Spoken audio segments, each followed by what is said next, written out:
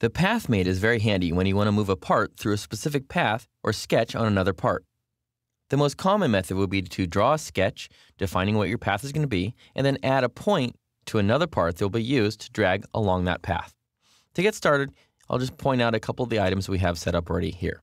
First things first, what I want to do is I want to create a mate between the bottom of this part here and the top of this part here. Now this part has the ability to move around anywhere on that top surface. What I have drawn on the top here is a sketch, just a spline. So if I open up that part, I can take a look at the sketch and just a standard sketch spline on that top surface. Go ahead and exit out and jump back over to the assembly. Go ahead and rebuild. Now this part here, what I need to do is have some type of a point that will be on the bottom of the part that I can link to that path. So if I open up this part here, what I did is I created a point at the very bottom of the part just by creating a sketch and a point. Now I'm ready to go ahead and create the path mate.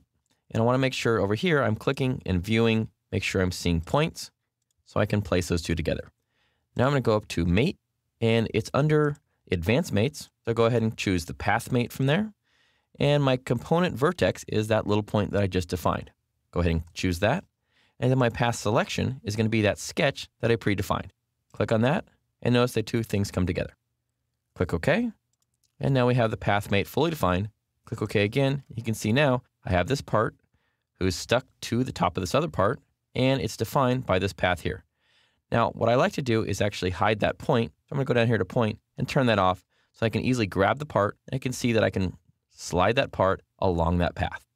Very handy for moving things around or figuring out how parts we're going to be moving in an assembly. The path mate provides a nice way to move parts along a fixed length and path. With a little preparation, the path mate can provide some very handy advanced motion for your assemblies.